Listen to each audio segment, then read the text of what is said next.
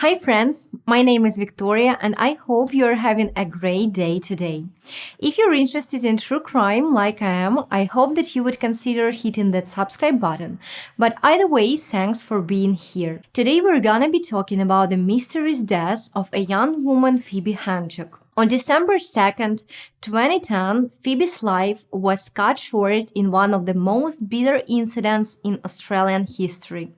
Investigators claimed that Phoebe climbed into the trash chute of her boyfriend's luxury Melbourne apartment in a sleepwalking state, but her family suspected foul play. Melbourne police officers found her body in the refuse room 12 stories below, where Handsjuk had fallen feet first into the garbage compactor and nearly served her food upon impact. While police suspected suicide, the coroner ruled Phoebe Handsjuk's death as a freak accident, but others remain unconvinced. Indeed, independent experts found it virtually impossible for Phoebe to have entered the chute alone, and her grieving mother is convinced someone put her in there. So, was it an accident, suicide, or murder? She was born on May 9, 1986, the Chinese Year of the Tiger, to Natalie and Len, a psychiatrist and later sister to brothers Tom and Nikolai. Natalie called her only daughter her Tiger Cub. They grew up on a big block in Richmond, in Melbourne's inner east, in a rambling house with a slate roof that Phoebe liked to climb on top of and stare at the sky. She enjoyed physical challenges, including rock climbing and hiking. Her teacher at the nearby Steiner School said she had never met such a strong child. At 14, Phoebe was quite hormonal, romantic, intuitive, and very sensitive. Her grandmother, Jeanette Campbell, told the inquest into her death. At age 15, she started hanging out with the wrong crowd, experimenting with drugs like alcohol, speed, ecstasy, and marijuana. She ran away from home and lived in a squat in the city's north for 8 weeks with an ex-prisoner, his partner, and their baby. After returning home, she began taking antidepressants to curb her mood swings. By age 16, as Bowles reveals in her book, Into the Darkness, The Mysterious Death of Phoebe Handsjuk, Phoebe was in a relationship with a teacher who was almost twice her age, starting a pattern for falling in love with older men. At the same time, she was struggling to deal with the decline of her parents' marriage. Phoebe was loyal in many ways, and if she was your friend, you could always count on her to stand up for you. She was very protective of her family and loved her brothers. She had a very special, close relationship with her grandmother and confided in her often. Phoebe had plans for her future and a desire to travel overseas to do aid work in India. Natalie says it was her intolerance for alcohol in particular that was responsible for driving her off course. There are people who can't cope with it, and she was one of them. She was too sensitive, she was affected too quickly and easily. Former boyfriend Anthony Hampel referred to Phoebe's drinking problem as the monster. They met in 2009 when he was almost 40 and she was 23 and working as a receptionist at Linley Godfrey's hair salon, where Hampel had a regular cut. Hampel is the son of retired Supreme Court Judge George Hampel QC and stepson of serving County Court Judge Felicity Hampel CC. He's handsome, smart, and an events promoter with money and glamorous friends. Amateur sloths have since pointed to Handsjuk's lover, 40-year-old Anthony Hampel. The rich son of a Supreme Court judge, he was never officially charged or suspected, despite being described as controlling. Meanwhile, somebody erased every email Handsjuk had ever sent and stole one of her cell phones. Lily Godfrey, who had known Phoebe and Hampel before they started dating, didn't expect their relationship to last. I thought Phoebe was just going to shag him and flick him, he says.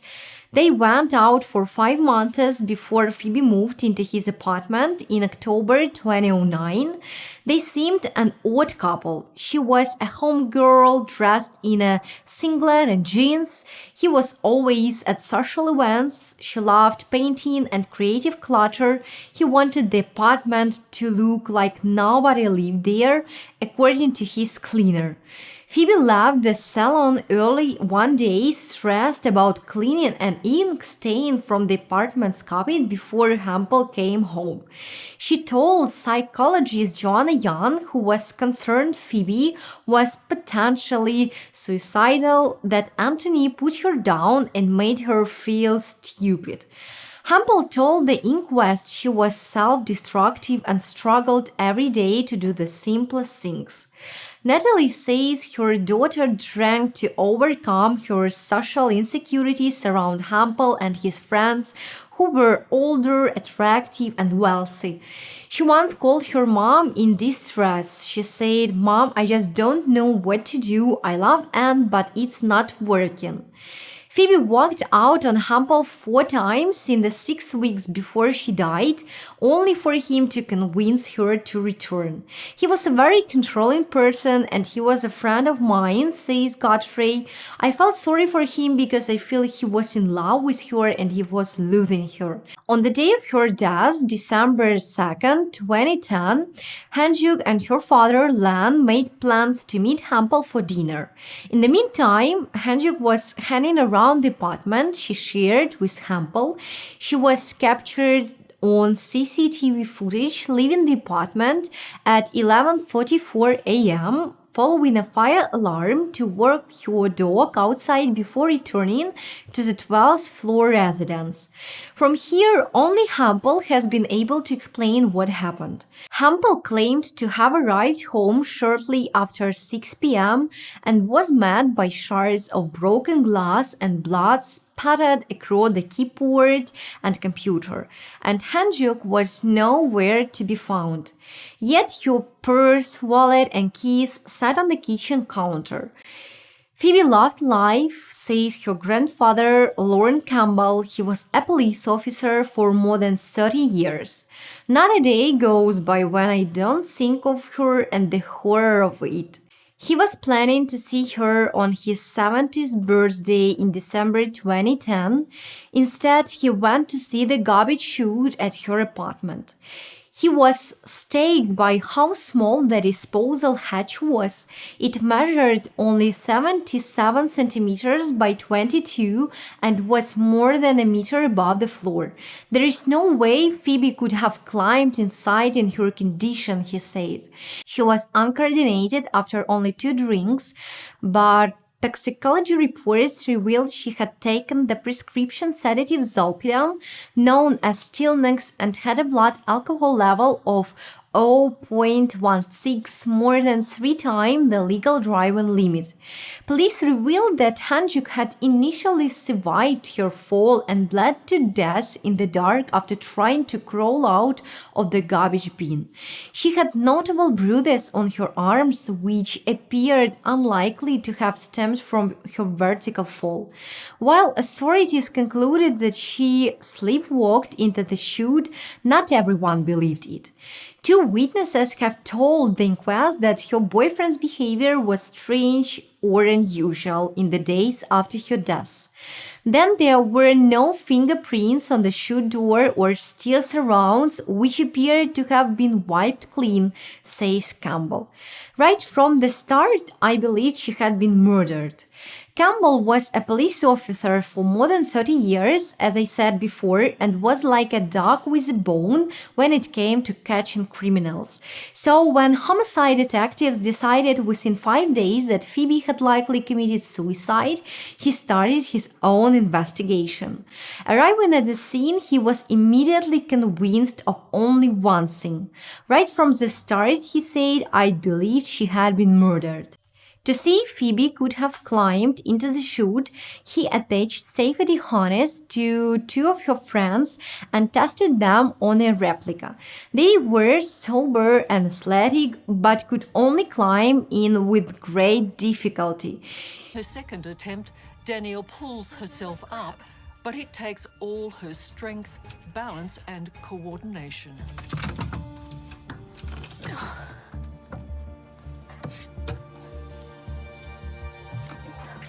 It's very tight.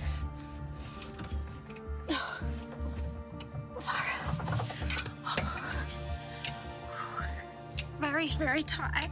Keep going. It's closing on me. It's a... And with limited movement, Danielle can only slide down the chute with her arms above her head. And if you're unsteady on your feet and you're affected by still knocks, you're almost in a sleepwalking state. Danielle, can I ask you, how could you have done that? I don't think that would be possible. Using a replica of the chute in Phoebe's building, Lorne wants to prove his point. Do whatever you have to do to get into this. Really try hard to climb into it. When you see it like that, it's very small, isn't it? I feel like I need to help you. Viv, Phoebe's close friend and her match in height and size, struggles, even though completely sober.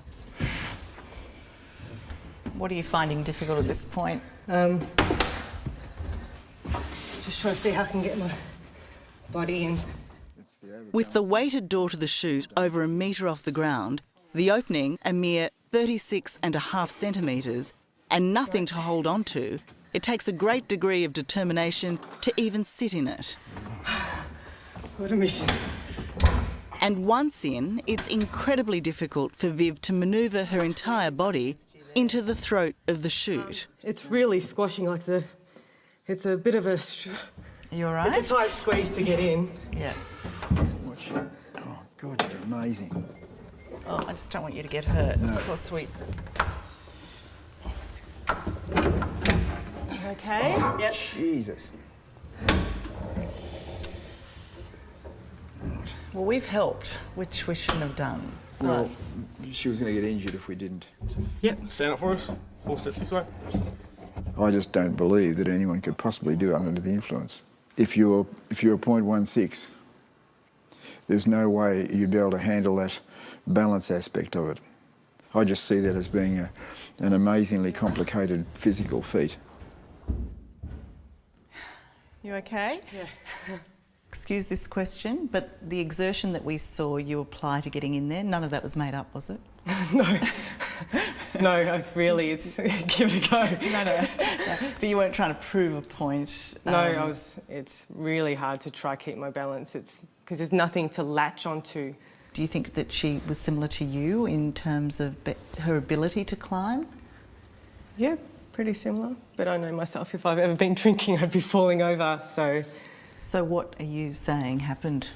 Well, I'm saying that I believe someone put her in there. Do you know who that person is? No, but I've always had suspicions about it, but nothing that I can prove. He also pointed out faults in the police investigation, such as the failure to examine CCTV footage, the failure to size computers in the apartment, or to test 2 drinking glasses left in the kitchen. Police also failed to take samples of mysterious large shoe prints leading away from the apartment. They just missed so much, he says. A full inquest into Phoebe's death was held in 2013 despite the objections of Hampel's barrister, who said there was no basis for believing she had been murdered. Natalie raised about $50,000, including money from donations and her own savings, to cover her family's legal costs. Hampel told the inquest that the night before her death, Phoebe was in recovery mode from a heavy drinking session. She was still in bed when he left for work the next morning, he says. The last time Phoebe was seen alive in public was just before midday on the lobby CCTV cameras during a fire evacuation. She was stumbling slightly as she held Anthony's dog, Yoshi, on a leash.